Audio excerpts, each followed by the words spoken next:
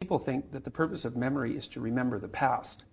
And that's not the purpose of memory. The purpose of memory is to extract out from the past lessons to structure the future. And so you're done with a memory when you've extracted out the information that you can use to guide yourself properly in the future. Okay, I'm going to make a case to you why old school Dungeons and Dragons really is as good as those that promote it would tell you that it is. And I want to tell you why old school was better for the overall tabletop role-playing game hobby than the new school is. And why what we call the old school should always remain, even if you do have newer games out there that had the answers to everything. There is something special about the old school that if you get rid of it, if you deny it, if you don't take part in it, if you don't actively seek, old school games, old school D&D, and try to have that experience, you will be missing out on something that leads to, wonderful things in our hobby. Innovation, new ideas, really pushing your creativity. And you're really not going to understand that if you look at the old school and never try it.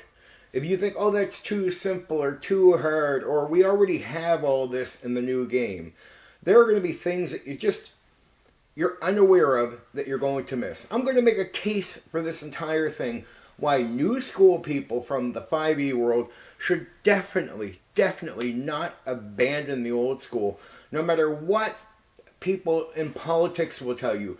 No matter what you're told, there is something, a little secret special something that you don't have, and you need it. You're going to need it for the future.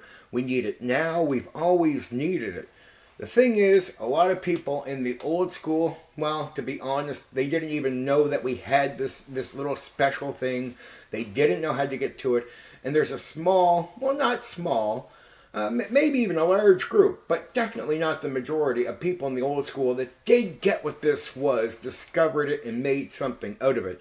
And it's something we need continuously in the hobby. It's almost like the age of the thing doesn't matter. This is valuable, and it's something that has not carried on to the new games. In reality, this is so spot on that most of us will start trying to do this stuff unknowingly. Like, we'll just push towards it anyway, even if the game doesn't inspire it. A small percentage of people, when the game does not support it, will get there anyway. It's instinctive to want to be creative, to want to look at what you're looking at and bring something unique to it. But when there's so much already there, so many questions already answered, it's hard for you to even think of something to bring new to the picture other than very basic, maybe even less creative ideas. Where now you're more creative about the name. They have all the answers in the book for every mechanic, everything, all the options. You don't need to think of that. Creatives can just live a life of what I call creative death, where they don't even know they're creatives because they really haven't been pushed in that direction.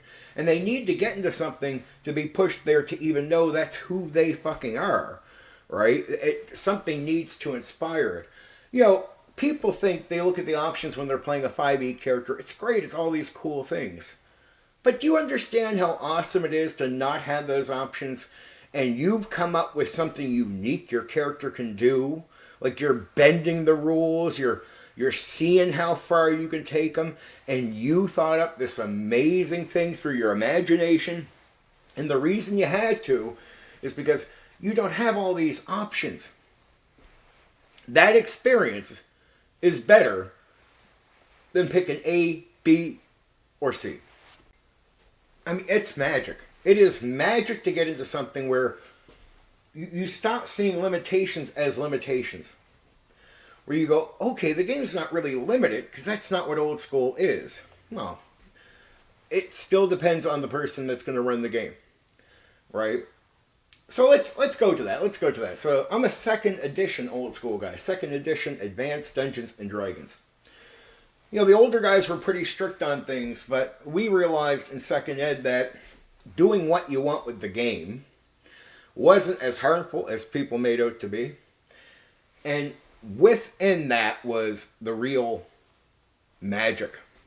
It's not having much and being free, even feeling like you're supported by the system to do whatever you want without anybody saying what you do is not D&D. All the fucking little argument and labels and criticism all out the door. You just felt free. You didn't have to worry about what people were going to say. You just do it.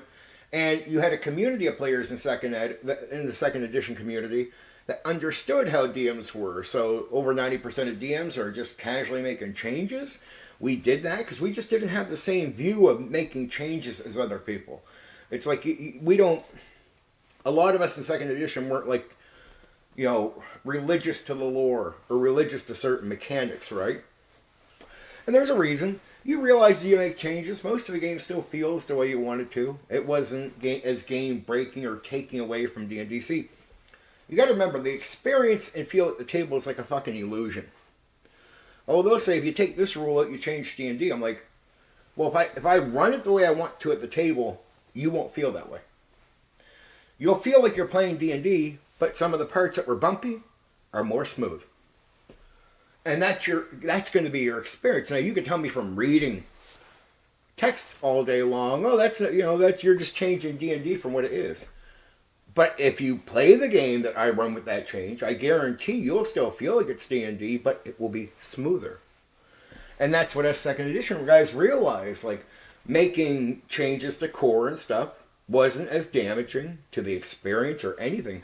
And our players got used to that. But it is that difference between us and the other old school guys that allowed us to realize how value having limitation that requires you to have to think with the freedom to do what you want.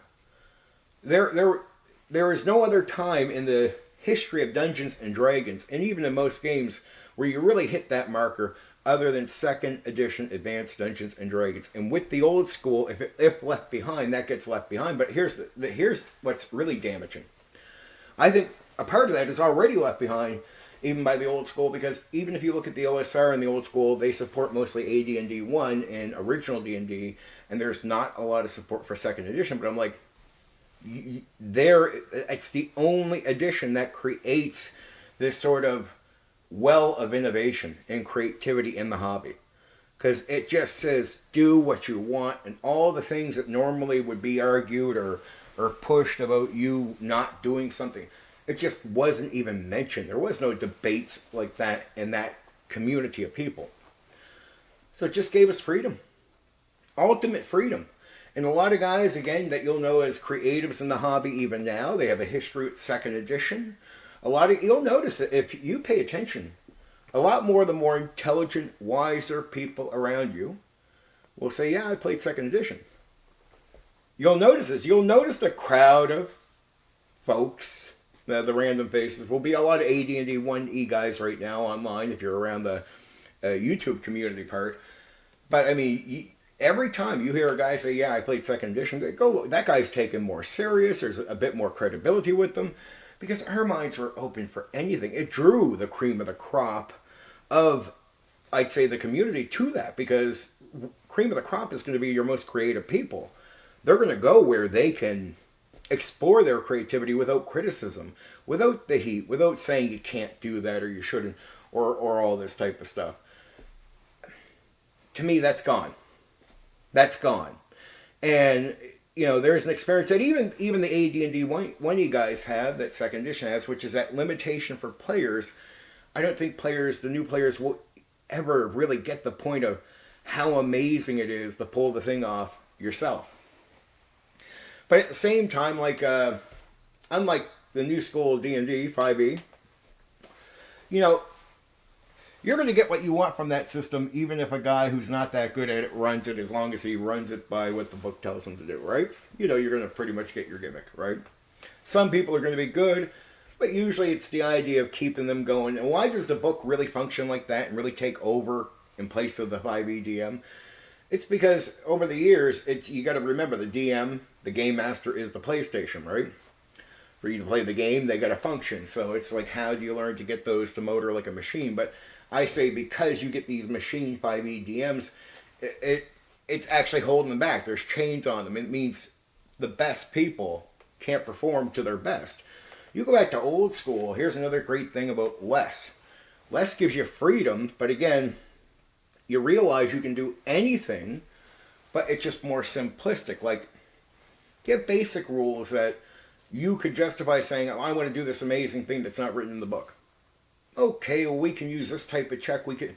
Basically, what I'm telling you is there's still enough basic tools just to cover every activity. You know, the only difference between maybe the 5e and the old school with action is you can pretty much do anything you're seeing in 5e and old school, but you're not going to get a bunch of the mechanical benefits.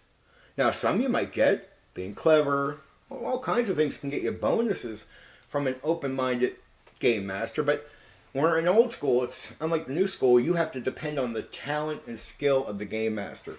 Like, they got to be on par. Because in old school, especially in second edition, if you sucked, it stuck out.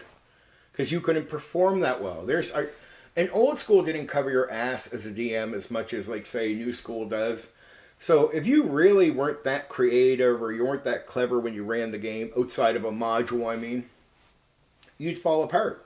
That's why if you go back to the old school, you get a lot of these AD&D first edition DMs that, in my opinion, really sucked, and they were religious on modules to cover their ass, because the module is doing really all the work, and they're letting it. They'll say, I made changes. I'm like, well, okay, there's, 5 goblins instead of 8, right? Okay, good change.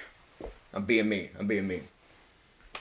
But in the process of going back to this simplicity, this is where you learn. This is where you, like, the instincts to be creative is there, but for many, the instincts aren't even really there, but they're creatives, and they're not discovering it, I guarantee, in games like 5e or Pathfinder 2nd Edition or what have you. You only find that when you go to a well where there's just what you need, just enough, but you're limited. Why do you think most of the video game engines were all made back in like the 80s and 90s? Like almost every game you see now is made off engines back then. It's called innovation. Why did innovation happen? The less you have, the more it makes you need to come up with something. The more you depend on what's around you, the weaker you get. You won't even know your own talent. You won't push for it. You won't know it. And this hobby needs innovation. So you need to go back to a play area where there's not much already happening. So you can go, well, I see what WotC did, but what would I do with the game if I went back to the basics of it, where there's not a lot, and then I come up with my own ideas going forward. And even worse is you'll hear a lot of people out there tell you it's a waste of time, everything's already been done. I mean, that's a chokehold on innovation. They're telling you the new thing can't be done, give up. I guarantee there's like 80% of shit that this has the potential to be has not shown itself. I guarantee there are ideas and games that guys tried to create, never got to the market, that are sitting on shelves, on floors, in people's minds. There's tons we haven't seen. There's tons to do here, and it requires innovation to do it. You don't get innovation if you don't go back to the basics. But again, you don't get that player experience of what is it like as a player to really have to think of your own ideas when you're not given a bunch of options with a character. Like, imagine what it really is like to just be given, like, you don't got a perception check. Right? So you gotta say your character looks around the room. You got to start using your words more verbally. And it can be tedious and not tedious, and you get used to it, but it makes you think. See, a lot of new school guys, they don't get this. A lot of things are skipped with dice rolls. Even old school can get guilty of this. But I tell people you shouldn't do it, not in our hobby, because realistically it's a mind game. And a lot of new school guys will get their party up to a very challenging enemy, where it's like it's been a walk in the park right up to then. But this enemy, this situation, this trap is going to be really bad. Right? And they'll watch your players completely cave in. I bet a bunch of you 5e DMs have had this experience. You get a group of players up to a really bad threat, and you're hoping they'll perform, right? Right? You're hoping. But they don't. And you know you don't got stupid people. You've talked to these people outside the game. You know they're not dumb. But fuck, they're playing dumb. What's happening? Do you know what's happening? I mean, have you, let me guess, you got a bunch of guesses, right? I'll tell you what's happening. Your players need to be consistently thinking throughout the process before that event. There's a reason you want them already gone through the awkwardness, all this type of shit. You want their mind on the go, active, burning away, getting past the bumps. Where is my thinking being faulty that night? You got to give them time to get through that process. You can't be starting them in a more serious way at the start of that process, at the start of your final fucking fight, right? But if you're skipping with perception checks and all this, understand all these activities that you skip are activities that keep them thinking. So it takes you years as a game master to realize the little things that work for gaming and work for a lot of players, right? And you can't really tailor everything to the minority of players that are going to be good. You just hope, like, look, the good player should adjust to my game really easy. They'll be good. Boom, I don't got to worry with them. It's great that they exist. But realistically, he or she is going to run into groups of bad players. And who has to handle that? The game master. If I tailor the game only for them, I can't handle all the other fucking players. So if you want to be able to sit down at a table, right, where you're having a shared experience, here's what a lot of better players don't get. And this is true. It's not all. Some are open-minded. But they forget we're in a social hobby where we're getting together as a group. So there has to be a level of sacrifice everybody makes for the civility and for the civility of what goes on there and for things to work. You're never going to get everything your own way. But if you have an expectation that you should, it will cut you off from playing people in this hobby, which is really sad. Right? There's so many excuses. This is why I'm trying to open your mind in the new school to how valuable the old school is, because I mean, I know it doesn't look that appealing when you hear it from some people. I get that. I get it doesn't always look appealing when you see it live. I get that. But there's something that goes on in the mind that you're missing. I guarantee you're missing it because 5e can't create the thing because it has all the answers for you. Right? Innovation, the whole hobby leans on simplicity. I made a thing called the Neo TTRPG System. 30 years of experience as a game master and all my knowledge poured into that. One area I really focused on the smoothness, where I wanted to bring in the advanced type of ideas that you would like, a lot of ideas, but I go back to the sort of simplicity of smoothness for speed, process, for things working. And I purposely leave areas where you have all the tools you need, very well laid out for you, for anything. But there's a hint of going back to that old school way of not everything is there for you. And it's not meant to be, but the tools to make sure everything is covered is there. But not the type of tools that bypass thinking, right? It's my tools are about how you handle things. So if you're going to do something, it's not written in the game somewhere. You got everything you need to do whatever that is. So basically, in a way, my game covers everything. Get it? Even if it's not spelled out, there's rules that will step in for that random thing, and you'll be able to apply the rules, so then suddenly that random thing works. Meaning the game is made with the assumption that these things exist, and I've given you rules for them. So that's what I mean by I sort of cover things that are not even written in the game. But it's the way I cover them is by giving you rules, right? Not that I write every item down, but it's that simplicity, and then you see where you can stretch that, use it, and do what you want. And I've done that with the game. I just haven't put all these things in there. I put a lot of ideas that I didn't find in the old school and all that, but again, I came at it with this idea of there's a lot of options, but on top of the cool options, there's still room for the player to think. Like there's still things for the player to do, and the tools are all obviously there for the players to be able to try anything they want. Like if you see something in another game as a player, and it's similar to like a medieval fantasy, like you're playing D&D, I guarantee you could do it in the Neo TTRPG system.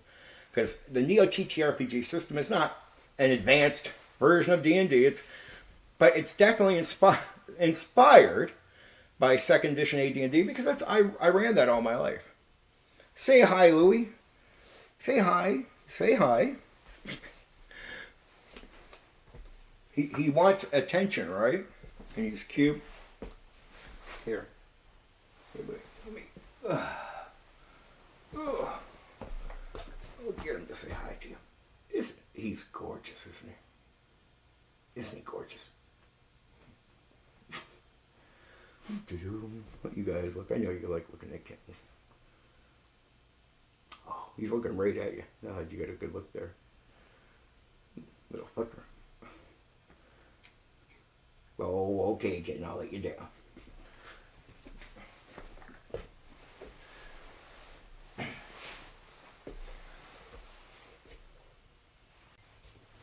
So yeah, you know, if you have been skipping out on the old school, here's my suggestion. When I say try the old school, I'm honestly promoting, well, of course I would promote my own game. That would be silly not to, but really old school wise, 2nd edition Advanced Dungeons and Dragons. I'm not promoting the OSR in this video. I'm not promoting AD&D 1 or original D&D. My suggestion to the new crowd is to go back and try 2nd edition AD&D. And here's what's cool. WotC supports it right now. Right? They own the rights to that, and they push a revised version, which is fine. You can go get that. Right? You can get a whole set of books from them. I think you can get them on the TTRPG and try 2nd edition Advanced Dungeons and Dragons. And here's what's cool. There's a lot of like kits and shit like that out there. I'm going to do something special for you. I would say go buy your own books, but I'm going to put a free link down below that takes you to pretty much all the 2nd edition material that you would need to read to play the game. And it includes the kits and the splat books and all of that. Also down below you'll see links to my Neo TTRPG System Skullhorn Edition, the Invasion Edition, and the bundle package, which has both of the editions, and if you buy the bundle, it's cheaper than buying both games separate. Alright, for now, I love you, at least most of you. Take care.